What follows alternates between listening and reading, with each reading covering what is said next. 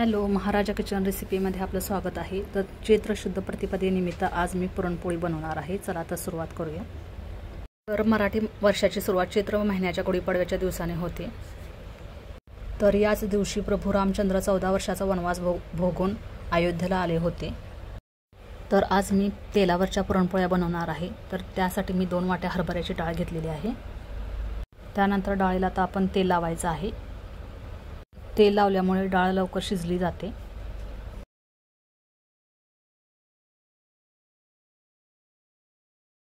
डाळीला आता तेल लावून झालेलं आहे। गुढीपाडव्याच्या दिवशी दारामध्ये गुढ्या उभारल्या जातात।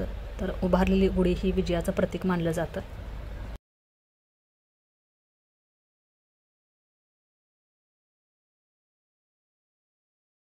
कुकरमध्ये आता आपण डाळ ओतलेली आहे। यामध्ये डाळीच्या दुप्पट आपण पाणी घ्यायचं आहे आणि कुकरला 3 ते 4 शिट्ट्या घ्यायच्या आहेत।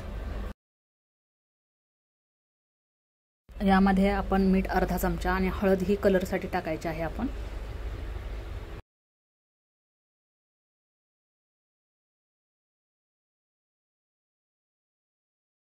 कुकरच्या शिट्ट्या होईपर्यंत आपण पोळीसाठी लागणारे कणिक मळून घेऊ। तर त्यासाठी आपण 2 वाट्या गव्हाचं पीठ आणि 2 वाटी मैदा घ्यायचा आहे। तुम्ही मैदा न घेता गव्हाचे पीठ वापरले तरीही चालेल किंवा 1 वाटी रवा वापरला तरीही चालेल।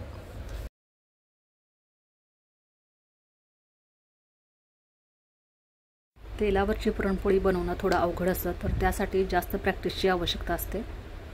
तर कोल्हापूरमध्ये बऱ्याचदा असं बोललं जातं की ही पुरणपोळी ज्याला जमते ती खरी सुगरीण।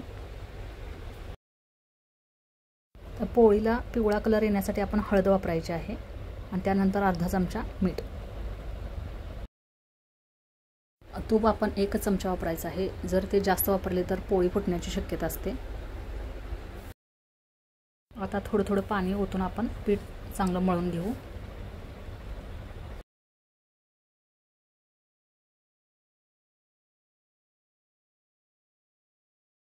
हा डो मऊ मुलायम होण्यासाठी यामध्ये आपण पाणी घालायचं आहे आणि हे जवळजवळ आपण अर्धा तासासाठी ठेवायचं आहे।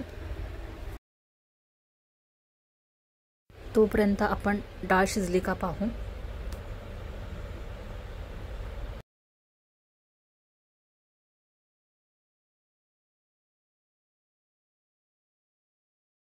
डाळ आता चांगली शिजलेली आहे। यातलं आपण पाणी काढून घ्यायचं आहे। आता चाळणीवरती आता आपण डाळ ओतायची आहे आणि यातील पूर्ण पाणी काढायचं आहे। पाणी थोडं राहिलं तर पुरण पातळ होण्याची शक्यता असते।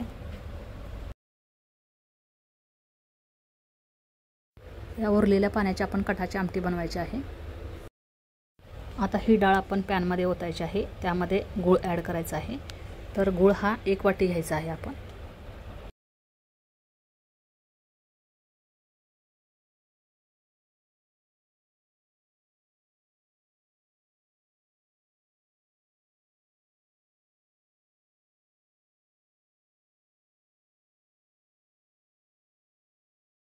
वेलची जायफळची पूड अर्धा चमचा, हळद अर्धा चमचा, किंचित मीठ टाकलं तरीही चालेल। गोड पदार्थामध्ये थोडं मीठ टाकल्याने पदार्थाची टेस्ट वाढते।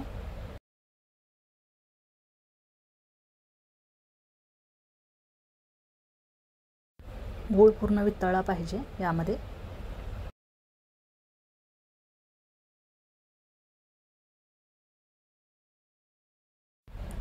आपला पुरण आता तयार झालेला आहे।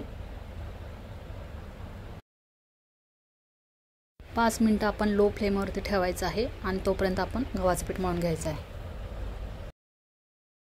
अर्धा तास झालेला आहे। यातील पाणी काढून आपण चांगलं मऊ मुलायम मळून घ्यायचं आहे।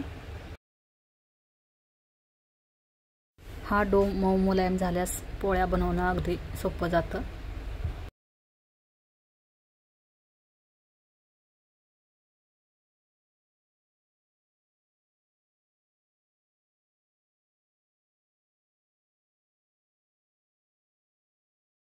चला तर आता कणिक ही मऊ मुलायम झालेली आहे।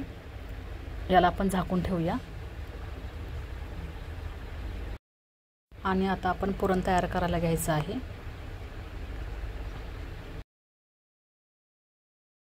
पुरण हा गरम असतानाच वाटायचा आहे, त्यामुळे तो चांगला वाटला जातो. थंड झाल्यास तो वाटायला गेल्यानंतर तो व्यवस्थित वाटत नाही, थोडे भरड राहिल्यासारखे राहते. त्यामुळे पोळी फुटण्याची शक्यता असते.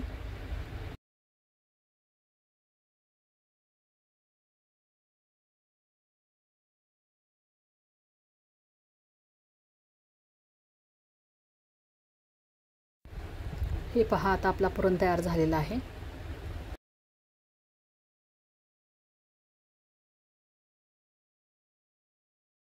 आता पोळी बनवण्यास सुरुवात करूया. तेलावरची पोळी बनवण्यासाठी पीठ थोडंसं पातळ ठेवायचं आहे आणि पुरण देखील पातळ ठेवायचं आहे, म्हणजे दोन्हींचं प्रमाण हे सेम असलं पाहिजे.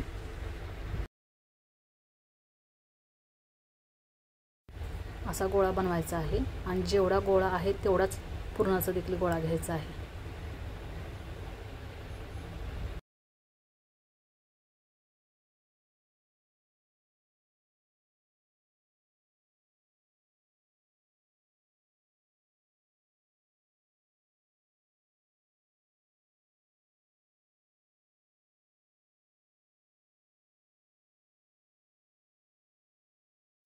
पहा, पुरण असा व्यवस्थित भरून घ्यायचा आहे.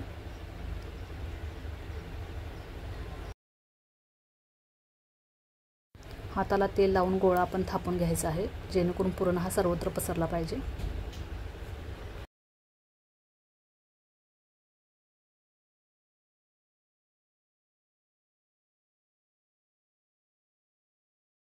असे आपण 3 ते 4 गोळे बनवून घ्यायचे आहेत.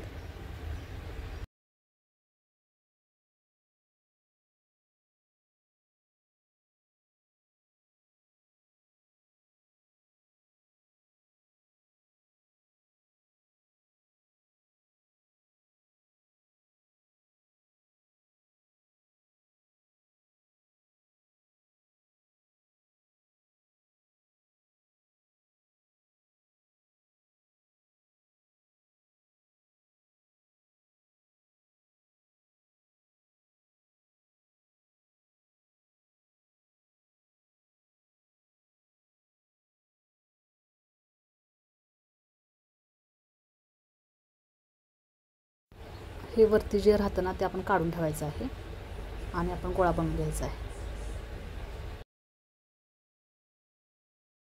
यामुळे काय होतं, त्याच्या आतील जो पुरण आहे ना, तो सर्वत्र पसरला जातो.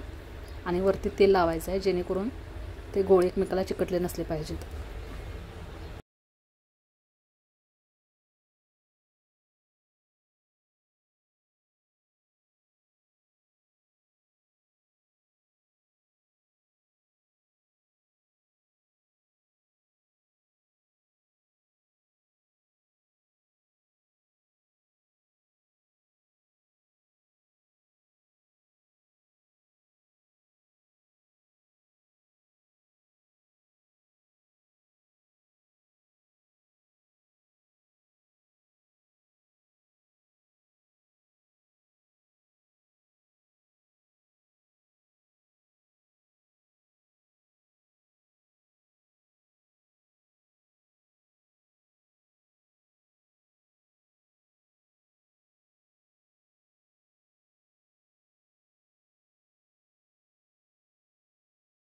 तर ह्या पोळ्या आपण पूर्ण तेलावरती लाटायच्या आहेत. त्यासाठी आपण पुटाला पूर्ण तेल लावून घेतलेलं आहे आणि वरती देखील तेल लावायचं आहे.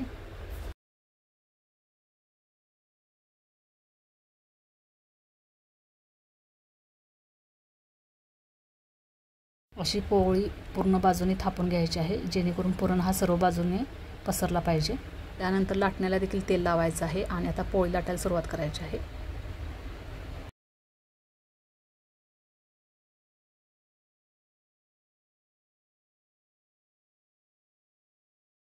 पोळी ही स्लो मोशनमध्ये अगदी शिस्तात लाटून घ्यायची आहे.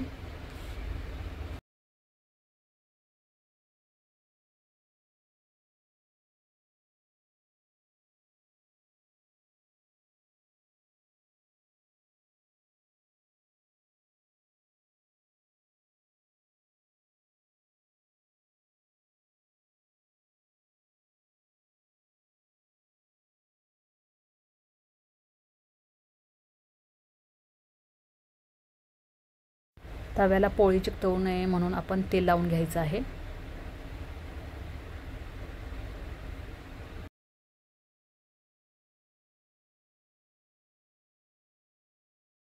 ही पहा पोळी आता कशी टम्म फुगलेली आहे। आता तिला आपण परतून घेऊ।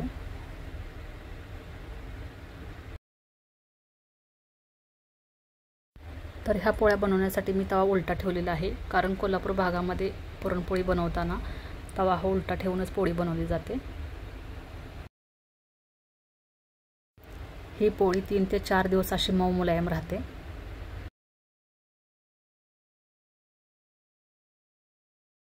बऱ्याचदा पोळ्या आपल्या जास्त उरल्या तर त्याला आपण उन्हामध्ये सुकवून डब्यामध्ये भरून ठेवायचे आहे।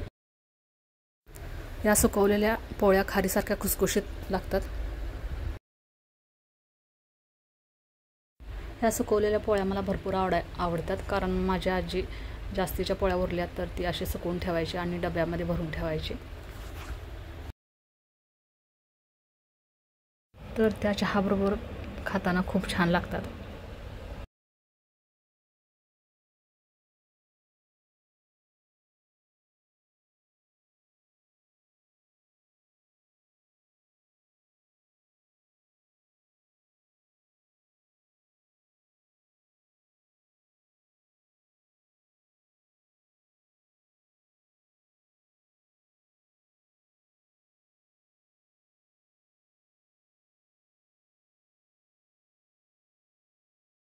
पोळी लाटताना आपण पोळपाट देखील गोल फिरवत राहायचं आहे, त्यामुळे पोळीला आकार गोल छानसा येईल।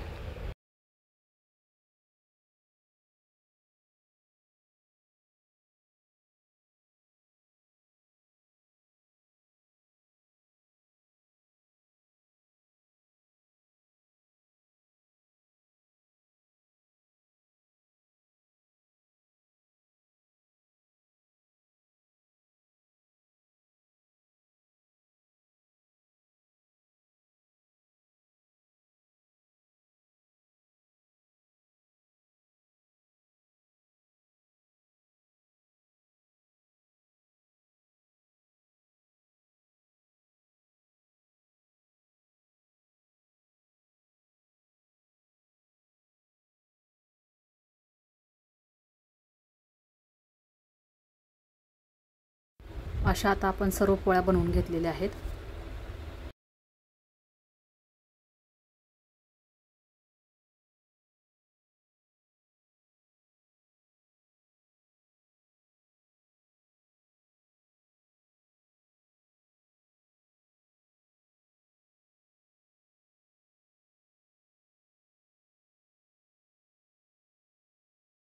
ही पुरणपोळी तुम्हाला कशी वाटली ते नक्कीच कमेंट करून सांगा।